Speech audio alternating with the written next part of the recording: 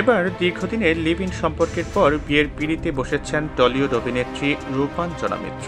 গেল শুক্রবার গোধূলি লগ্নে পরিচালক প্রেমিক রাতুল মুখার্জির সাত পাকে বাধা পড়েনি এই অভিনেত্রীর বিয়েতে হাজির ছিলেন তার একমাত্র ছেলে রিয়ান। ছেলেকে পাশে রেখে সাত পাক, শুভদৃষ্টি, সিঁদুরদান সবই সম্পন্ন করেন রূপাঞ্জনা। যদিও এটি রূপাঞ্জনার দ্বিতীয় বিয়ে। এর আগে 2007 সালে রিজাউল হককে বিয়ে করেন অভিনেত্রী। ভিন্ন ধর্মের বলে বাড়ির অমতেই বিয়ে করতে হয় রূপাঞ্জনাকে। দুজনের ঘর আলো করে জন্ম নেয় পুত্র রিয়ান। অভিনেত্রীর আক্ষেপ, অন্তঃসত্ত্বা থাকাকালীনই প্রাক্তন স্বামীর সঙ্গে সম্পর্কে চির ধরে। 2017 সালে আইনিভাবে বিবাহ বিচ্ছেদ হয় তাদের।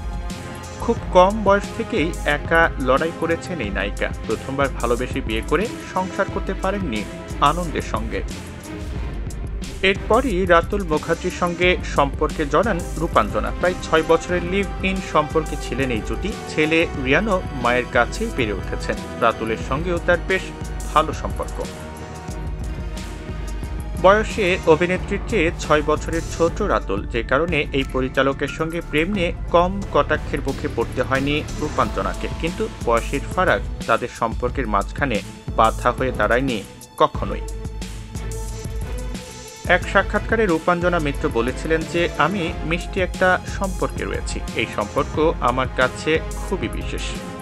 রাতুল এবং আমার বয়সের ফারাক রয়েছে ঠিকই, তবে বয়স অনুপাতে ও অনেক ম্যাচিউর। এই সম্পর্ক পূর্ণতা পাক, সেটা আমিও চাই। বিয়ে করতেও আমার আপত্তি নেই।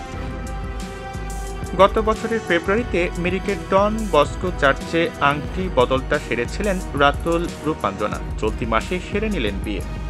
বিয়েতে লাল রঙের পাঞ্জাবি গায়ে মায়ের পাশে ছিলেন রিয়ান। বেশ হাসি খুশি দেখা মিলেছে তাদেরকে।